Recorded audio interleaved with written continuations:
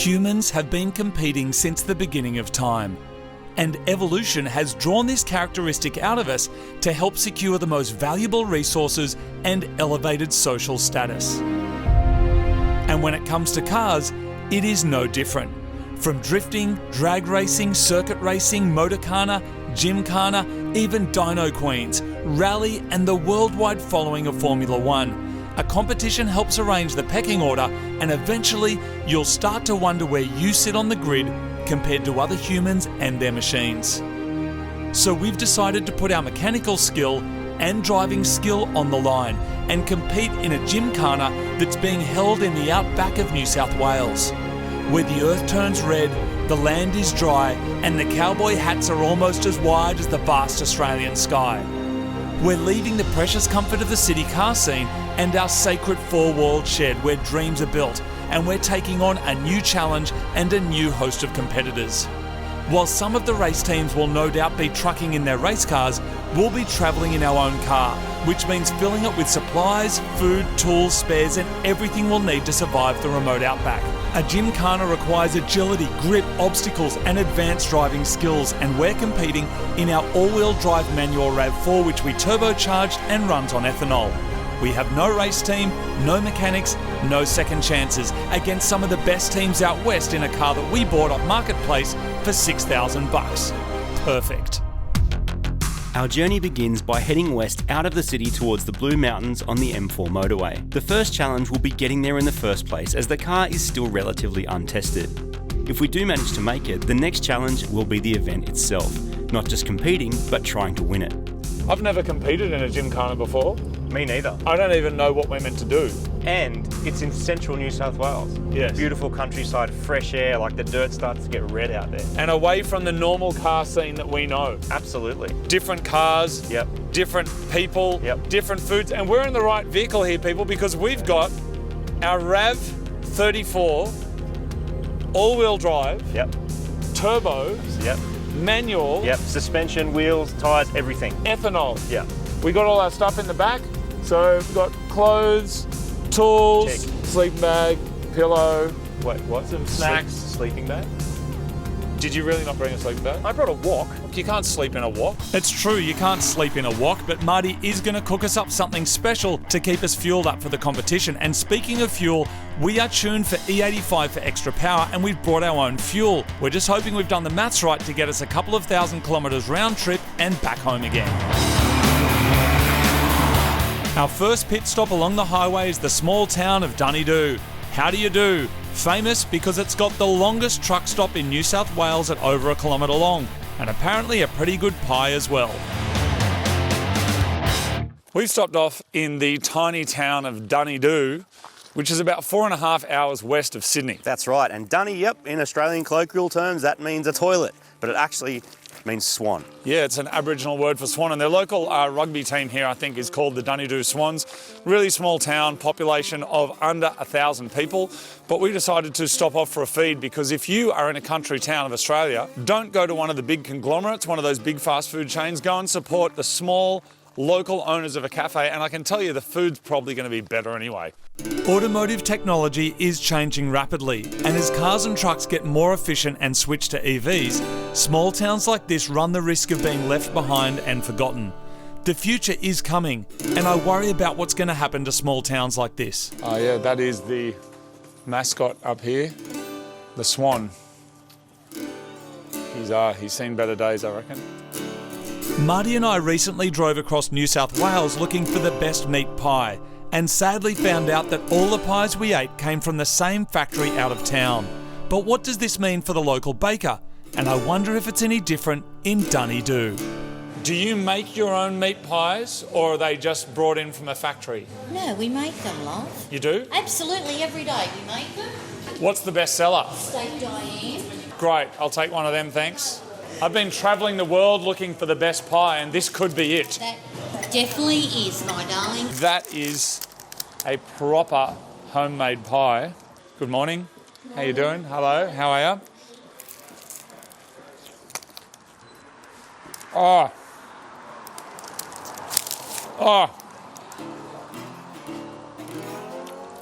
I'm calling it right now. I've had a lot of pies. That is the best pie in New South Wales. Come down to the White Rose Cafe in Dunedoo, people, and get on it, because that is ridiculous. Oh. After experiencing meat pie heaven at the White Rose, Marty gave his number to one of the local ladies who was raising money for the community with a raffle. From there, we decided to quickly check out the heartbeat of any rural town, which is the classic Australian country pub. The pub is a special place in Australia where laughs are had, tears are shed, and many a yarn is told over an icy cold beer after a long day at work. And if you're lucky, you might even win a meat tray. Hey Glenn, how you doing? Good, mate. Thanks for inviting us into the pub. Tell us about Hotel Dunedoo. It's the only pub in town. It was built in 1914. What's the best thing about Dunedoo? Like, why should someone come here? Great little community. It is, really is. It's just a very relaxed way of life. For someone that lived in Mount Druitt, and I'm not just in Mount Druitt, I was there for 30 odd years, but I got broken into 3 times, been here 10 years, had never had a thing stolen. I've even left my wallet and keys in the car. Still there next morning. I mean, you've got a little poem above the bar up there. Yeah. I don't have a bucket list, but my list is a mile long. And on that, thank you very much. Make sure you come down to Hotel Dunedoo, people. We're going to hit the road because we are now on the way to Cobar. Watch the goats, just a tip. There's a lot of wild goats out that way. Wild goats? Wild goats. Awesome. Yes. I love goats. We loved our short stay in Dunedoo, and now we're on the road heading to the next town, which is Dubbo. As we continue out west, we realise that neither of us actually has any idea what this event entails or how big it's going to be. Yeah, a lot of the time these towns, like, they attract a lot of people from surrounding towns, so it's on a weekend, like, it'll be big. We do need to get a few more supplies before the event, so we're stopping off at Dubbo, which is a major regional town famous for its zoo with a population of almost 50,000 people. The name is believed to be an Aboriginal word that means head covering or red earth. We need to get some oil so we can top up before the event, and we've also decided to get a dash cam because we almost hit a kangaroo and a whole group of wild goats.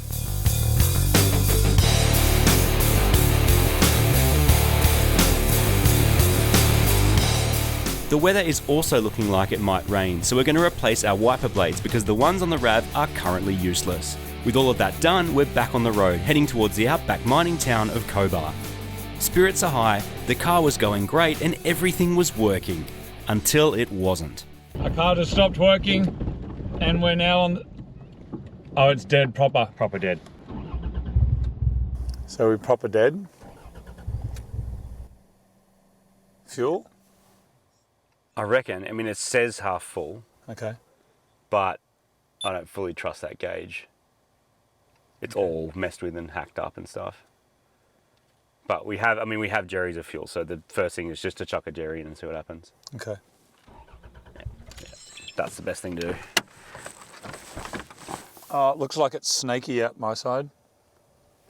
I'm going to go your side. That looks really snaky and dry as well. Yeah, I don't want to get bitten on the nuts out here. We're literally out the back of nowhere. Yeah, that sucked last time, man. We might have to top up with 98, like normal petrol. Yeah. And then kind of start to run a proper mixed up flex system, I reckon. I like how you're just assuming that this is going to fix our problems. I think it will, man. Because the gauge... It's not the custom build or the turbo or anything else, it's just the fuel. I reckon the gauge is on the piss. And I really can only blame the person that put it in there, which is me. So because we've got a flex sensor, we can put normal petrol in it and our ethanol will go from 70% drop right down to like 20 or 30, which still gives us some benefits, but not as much. But we might do that for the next leg so that we get to the actual Gymkhana, we're back at full ethanol, which is where we want to be.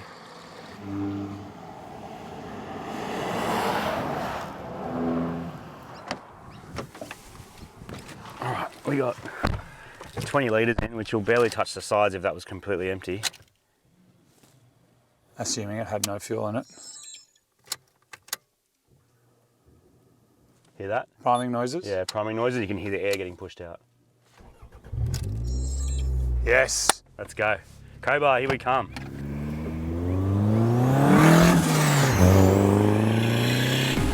We are back on the road, people, and back in the game, but we need to adopt a slight change of plan. Because we can't buy ethanol out here in this remote part of Australia, we're going to fill up with 98 and mix that with some of the E85 that we have. This will require an adaptation of the tune, but because we're running flex fuel, Marty can check that everything's running okay via the laptop. This means that we can actually get to the event without running out of fuel, and then we'll switch to full ethanol when we're racing. And with everything looking good, we're on the road to Cobar. Drive me down to the city light. Faster and faster, we burst into life. Graffiti in our hands and fuel at our feet. A couple of hours later, we arrive in Cobar, a remote mining town that looks like something out of a Mad Max movie. And there's a few surprise guests waiting for us on the outskirts of town. All right, we've just arrived in Cobar in the middle of New South Wales, and what's really cool is there's a local car club that's come out to meet us. Oh yes, look at it, dude. Wow, that's Look rad. at the cars. I wonder if some of them are competing in the Gymkhana as well. I reckon it's highly likely, actually. How cool. This is awesome. We love meeting other people and hearing about the journeys they've taken when building their cars. This tight-knit group of locals is known as the Dust Bowl Fuel Burners, and they welcomed us into their little town with open arms, smiles and stories.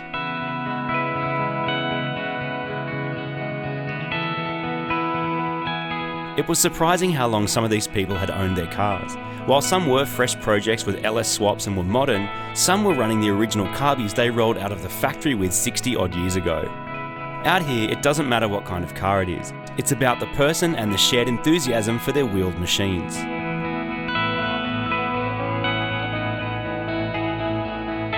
Every car had a story, and I'm always full of admiration of how much effort, money and time goes into keeping their cars going.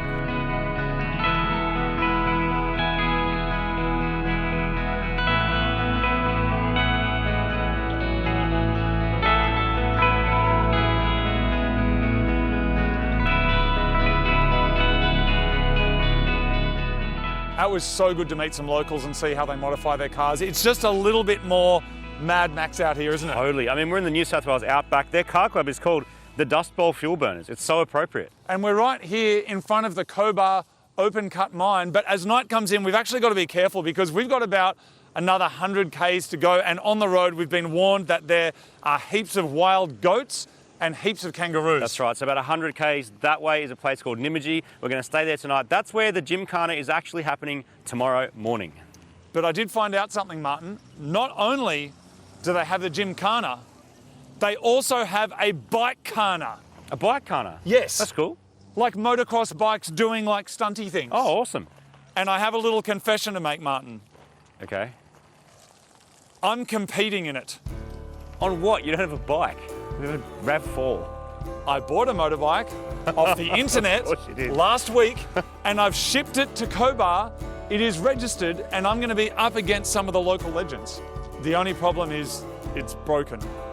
We'll get back to the broken bike shortly, but for now, we've got a very special delivery to make while we're in Cobar. So recently we did a promotion where we were giving away a bunch of tools, and one of the guys that won is actually from Cobar. So we decided that we would drop the stuff directly to his house. He doesn't know we're coming. We're just going to go and knock on his front door and see what happens. Hello. That's a loud dog. Hi. Is Alexander home? Yeah, give me 2 seconds. Thank you. Oh, nice How you hat, doing, dude. bro? Very well, and yourself. Sorry, I'll get these guys back. Get back. It's okay. How you going, dude? How you doing? Are you wearing a Mighty Comar's hat right Yeah, now? I love it. I am. Oh my goodness. How you going, How you bro? doing? What's going on? Oh, not much. We saw that you'd bought some stuff off our shop. You went to the yes, competition. definitely. and we Yes. decided to drive here from Sydney to give you your prize. Are you kidding me? That is a trend. You have So, yeah, 4 you got volt. a bunch of Ryobi tools inflator and a full drill kit. Oh my That's goodness. your runner-up Thank prize, you so and a much. bunch of lanyards. We're so glad you were home because we're Oh. like, this is super awkward. We're just going to be rocking up to your house out the back of nowhere, a couple of guys off the internet. Literally got home about 10 minutes ago from work, so that Oh, was fantastic perfect. timing. Lucky we're like, what do you do Yeah. for work? I'm an underground miner.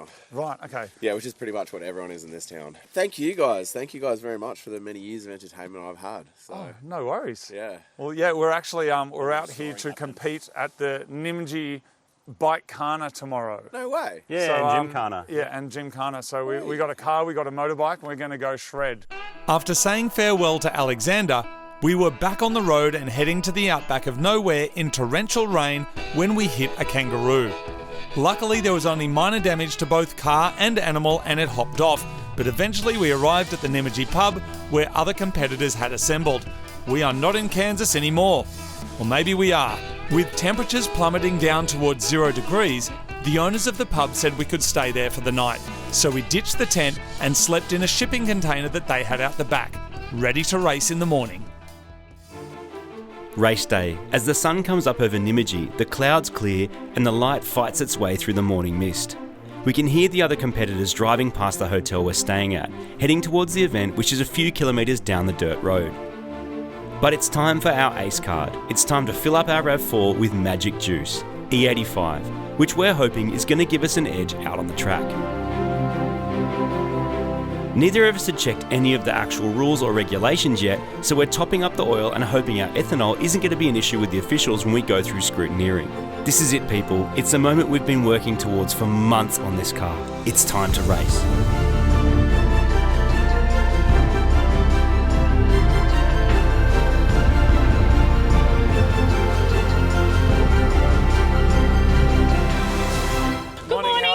Hello. Beck. Hi, Beck. Marty, nice to meet Marty, you. nice to meet you. We are here to compete. What do we got to do?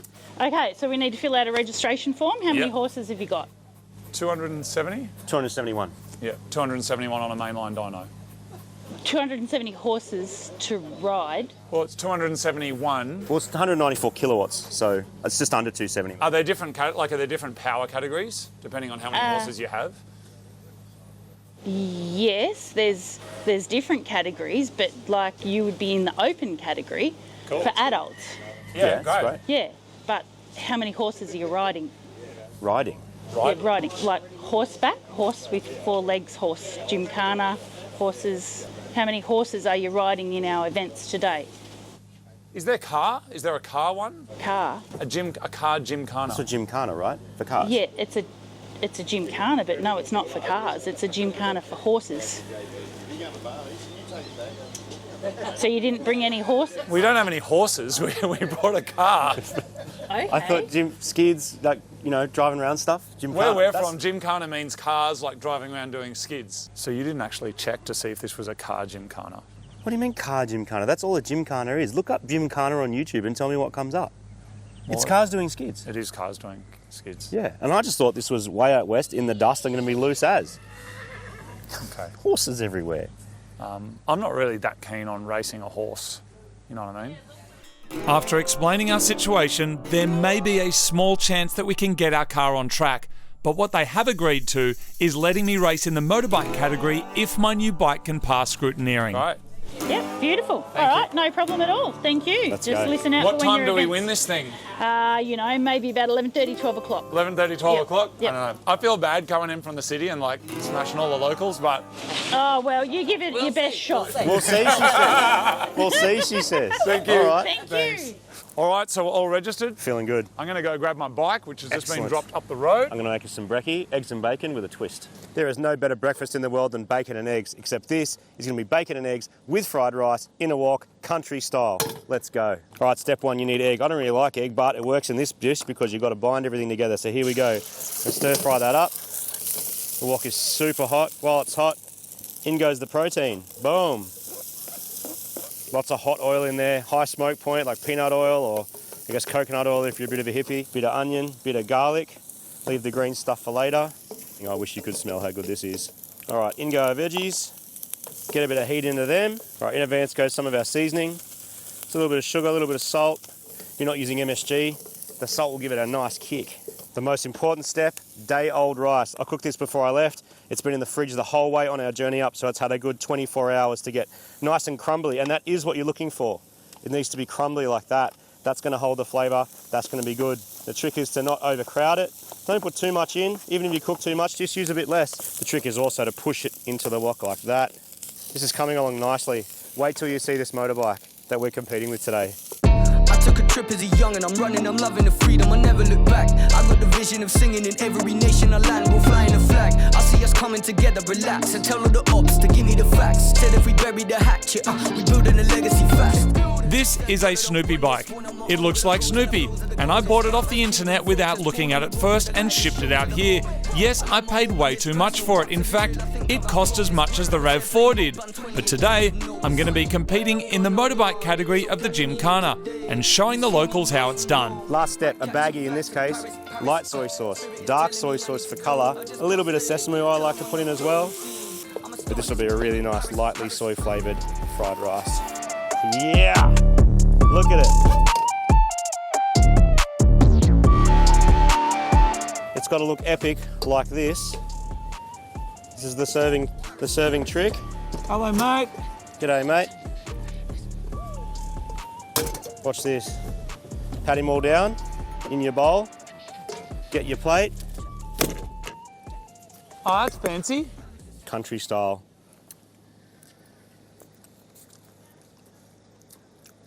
That Not bad, eh? is better than the fried rice that we had in Country Town. It's not bad, eh? Yeah, that's legit. The balance is good. How do you get that, like, soy MSG flavour? No MSG at all. Bit of soy sauce. What you're tasting is wok hai. What? It's like the shadow or flavour of the wok. Oh. You get it hot enough, you get it smoky. It like imparts that nice sort of charred flavour into it. Why are you taking it away? Oh, I want it. What do you mean? I want it. Oh, this is for you. Didn't you make yourself any? No, this is everything. Oh, that's good. Delicious. Oh. Oh. While waiting for our event, we thought we'd ask some of the local cattle farmers what they thought of vegan sausages and to give them a little taste test. Tastes a bit like bloody sawdust. Really? Sawdust, yep. I'm not a fan? No, not a fan. Don't reckon it tastes like a real sausage? No. So that's a no to vegan sausages, but what about vegan jerky made out of mushrooms? I know where all the old tyres go now. So what do you reckon when people are like, everyone's got to eat vegetarian? I know lots of people out here working on cattle farms. Like, what's your attitude towards that? Well, I think if that's the way it tastes, they're probably all going to be real skinny. Okay, I'll be the first to admit that I buy a lot of rubbish off the internet, but this one here takes the cake. I saw the ad come up, but this one did not cost peanuts. In fact, it was $5,000, and I paid the asking price without hesitation. Originally, it looks like this may have been an electric bike that was used in Malaysia as a promotional vehicle for a business. But then someone's actually imported the body kit to Australia, fitted it to a 2011 Honda Dio motorbike with a 110cc engine, and then managed to actually get it made legal and registered it for the road. But unfortunately, when it arrived last night, it was well and truly broken. The handlebars had snapped right off. So let me take you back in time to last night, where one of the members of the Dust Bowl Fuel Burners agreed to fix the bike up in his outback workshop. In a way, I'm actually really lucky that the handlebars have snapped off now, because if I'd been going at speed while competing, this could have been disastrous. It looks like someone's had a go at this before, but that there is basically what stems up through there, and then the handlebars connect to that. And as you can see, it's just completely fallen apart. So unfortunately, the handlebars have fallen off, which makes it very difficult for me to compete tomorrow. But the good thing is this happened now during transport, because otherwise I could have been on track tomorrow when that happened, and that would have basically been a really bad day. So Mick, who's an absolute legend. Mick, thank you very much, by the way, mate. Thank you. He's a handyman, but also a qualified mechanic. Lots of awesome cars out here. We just met him down at the Cobar sign, and he agreed to let us use his shed to fix this. His son-in-law is actually a fitter and turner, so he knows about welding and fixing stuff. And we're going to repair this, ready for battle tomorrow. It always amazes me, no matter where we are in the world, that there are so many people willing to help get our various cars, and in this case, a bike back on the road. They don't ask for anything in return. They don't ask for payment, they just want to help because they care. And that is what makes the car community so special. Legends like these boys. We're looking pretty good. Yep. Just one little more run to go, and your handlebars will be spot on. You reckon it'll be a better weld than what was welded before? I'm pretty sure it will be a better weld. I think it is. That's been someone's repair, hey? Like, it didn't leave the factory like that, did it? No, this is all modified somewhere along the line. Yeah, right. To put your Snoopy body on. You can have it when we're finished with it if you want. Like, you could roll through Cobar. I reckon you'd get a bit of attention. I probably would, but yeah, nah, not for me. I don't know if it's the attention you'd want, though. And just like that, stick welder in hand, Snoopy's handlebars are fixed. They're dunked in the bathtub outside, then given a quick lick of paint for longevity, and then they're ready to reinstall. Thank you so much. No. It's a car community. They do shit for each other. Now, fun bit putting it back together.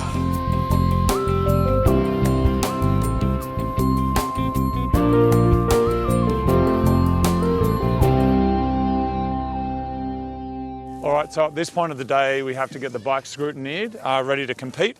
Gymkhana first, so that is what's happening. The locals we met were a little confused by the vehicles we'd brought to the event, but in very Aussie fashion, they were happy to see us have a go. With the recent repairs of the handlebars, Snoopy manages to pass through scrutineering, which means we are ready to race. Events like these are the glue that hold remote communities together. It's not uncommon for farmers here to run pieces of land the size of a small country. Even getting here is a reminder that Australia is a vast place. We've got Snoopy here today. We've had Snoopy here before. I've never seen Snoopy before. Anyone else seen Snoopy? The first event has begun, and for this one you have to go as slow as you can. The last person to the other end of this dirt drag strip will be the winner. But what I hadn't really counted on is a bike like Snoopy is not really made for balance, it's made for style, if you can call it that. And with no foot brakes, I'm trying to accelerate while holding the left hand brake down at the same time. But as you can see by the bikes behind me, it doesn't matter how slow I'm going, there's a guy who's hardly even left the start line. And I can hear people laughing at me. Like, I've got to win the slow race, and I was halfway down and looked back and you hadn't even moved. It's like, holy shit. Okay, so I didn't win this one, and this bloke cooked his bike just to be the slowest. If performance and speed is what you want, that's what Snoopy's going to bring for the next event, which is barrel racing. For this motorbike Gymkhana event, there are 3 barrels that need to be navigated in a specific sequence. Whoever is fastest wins. Now, don't be fooled by old mate's checkered collared shirt. So far, he has the fastest time.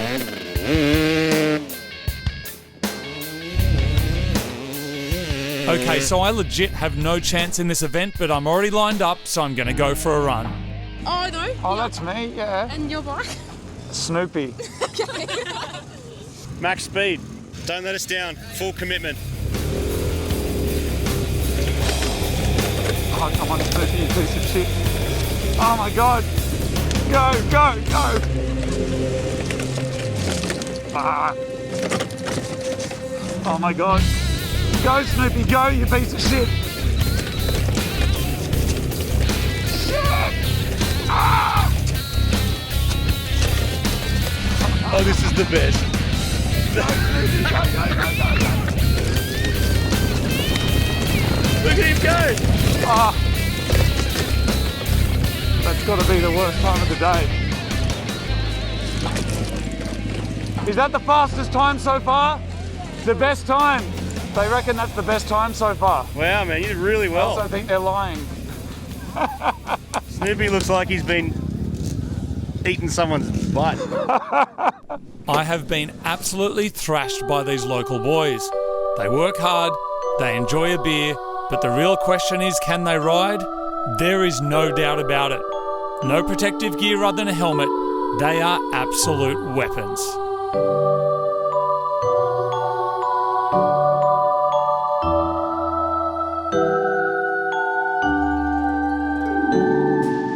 There is one more event for motorbikes. This time I'll have to weave in and out of these posts, and without the long straights to use their acceleration, I may actually be in with a chance for this one with Snoopy. I don't think I'm going that well so far, girls. I think I have the worst time of everyone. You'll be fine, just weave in and out. Come on, Snoopy. Let's go. And around. Oh, I'm still going. I'm still going.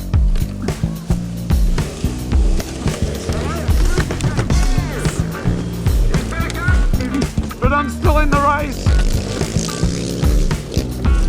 Yeah. Oh God. Oh, I stacked it hard. You all right? But we finished the race.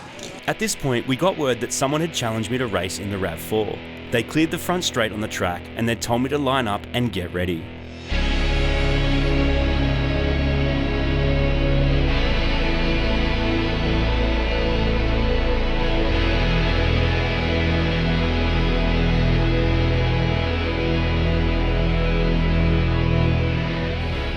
There's a whole town of people here who've come to this event and they're just going, you what? But what I love about these people is they're good with it.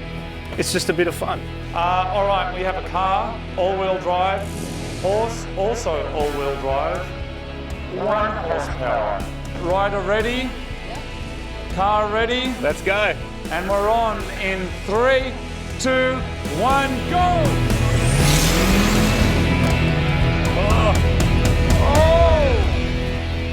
That might be a win for the car, but what I suggest we do is head over here and actually add some agility into it. What do you reckon?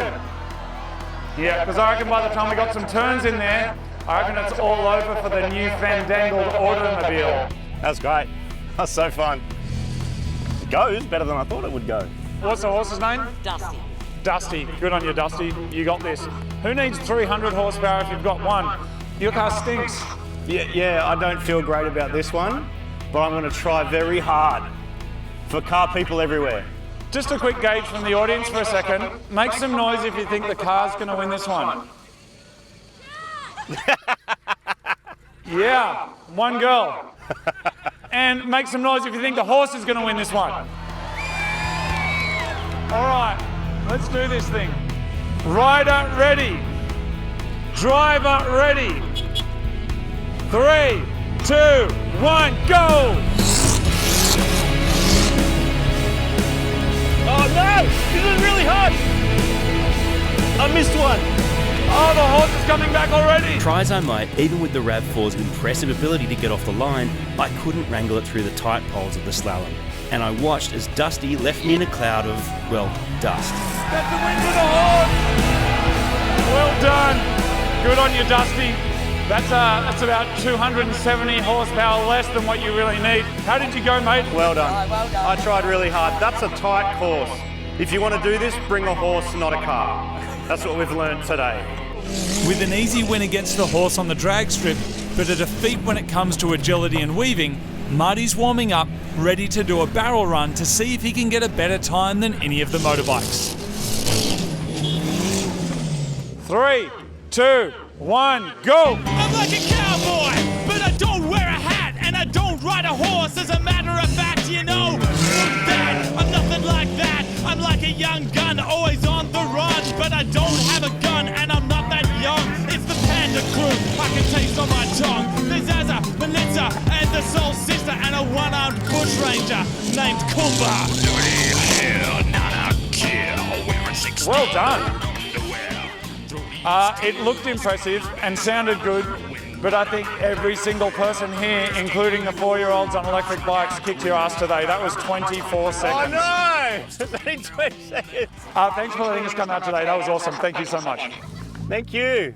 The Rav34 in a straight line managed to beat a horse. As it should, it has 270 more horsepower. But when it comes to agility, it is a very, very different story, and it wasn't even close. The horse absolutely whooped the Rav34's butt. But out here on the barrel run, it sounded good, it looked good, it's still working, but nowhere near as fast as a motorbike. So what have we learned, people? What have we learned from this mission? We've traveled all this way, we've spent all this money, we've met all these amazing people. What have we learned? Come to the country, support some local business, meet some people you didn't know before, make some new friends, then hit up the pub and have a few drinks. And that there is probably more important than anything else. I'm gonna go get a drink. I'll take the goat in the car. Yeah, we do. Can I have a cuddle? Quite scary. Hey, Get in there whilst you're racing. how you doing? Oh, I love goats. Oh, hello, goatee. I like your jumper. Oh, We have a goat I course. love goats. Look at our goat. Okay, mate. Oh, Very cute. She's cute. What's not to love? OT.